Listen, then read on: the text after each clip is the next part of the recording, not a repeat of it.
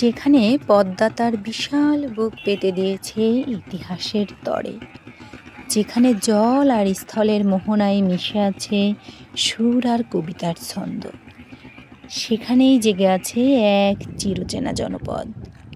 আজ আমরা দাঁড়িয়ে আছি ঐতিহাসিক শিলাইদহ ঘাটে। পাবনা ও কুষ্টিয়া জেলার সীমানায় প্রমত্তা পদ্মার কোল ঘেঁষে এই ঘাটের অবস্থান। এটি কেবল এক জেলা থেকে অন্য জেলায় যাওয়ার পথ নয়, বরং লক্ষ মানুষের আবেগ আর যাতায়াতের এক অবিচ্ছেদ্য অংশ। এই ঘাট অমর হয়ে আছে বিশ্বকবি রবীন্দ্রনাথ ঠাকুরের পদধূলিতে।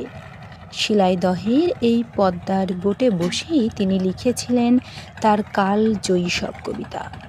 এই নদীর ঢেউ আর ওপারের চরের নির্জনতা থেকেই জন্ম নিয়েছিল সোনার তরী বা চৈতালির মতো অমর সৃষ্টি।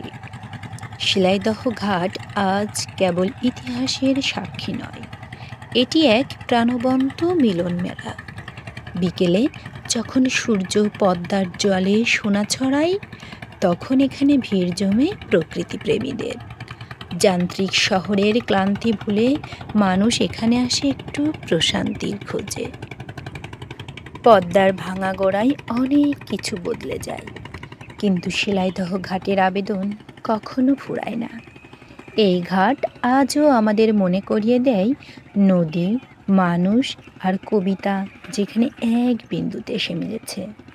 শিলাইদহ ঘাট কেবল একটি স্থান নয়, এটি এক জীবন্ত মহাকাব্য।